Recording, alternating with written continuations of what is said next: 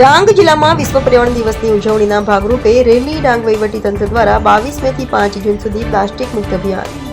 ડાંગ જિલ્લાને પ્લાસ્ટિક મુક્ત કરવા સાપુતારા ખાતે રેલીનું આયોજન. વલસાડના ડાંગના સાંસદ ધવલ પટેલ, સ્થાનિક ધારાસભ્ય વિજય પટેલ રેલીમાં જોડાયા. પ્લાસ્ટિક મુક્ત ડાંગ અભિયાનમાં ધવલ પટેલની જનભાગીદારી માટે હાકલ. ગિરિમથક સાપુતારા ખાતે સ્થાનિક લોકો સહિત પ્રવાસીઓ પણ રેલીમાં જોડાયા. પર્યાવરણની રક્ષાને પ્લાસ્ટિક મુક્ત ડાંગ માટે લોકોએ શપથ લીધા.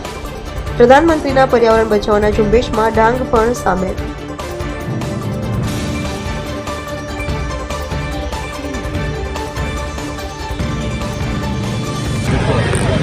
जी नमस्कार। आज अपने 5મી જૂને विश्व पर्यावरण दिवस है ત્યારે पूरा वर्ष दरमियान जो अलग अलग एक्टिविटी थी जो अपने पर्यावरण बचावने काम अपना प्रधानमंत्री नरेंद्र मोदी साहबनी अध्यक्षताમાં भारत सरकार ने बधी राज्य सरकार करी रही है। आ वर्षे जो सिंगल यूज प्लास्टिक है संपूर्ण बंद कई रीतना કરી શકે અને એ ઝુંબેશ ઉપાડવાના માટે અલગ અલગ એક્ટિવિટી અમે પ્લાન કરી છે।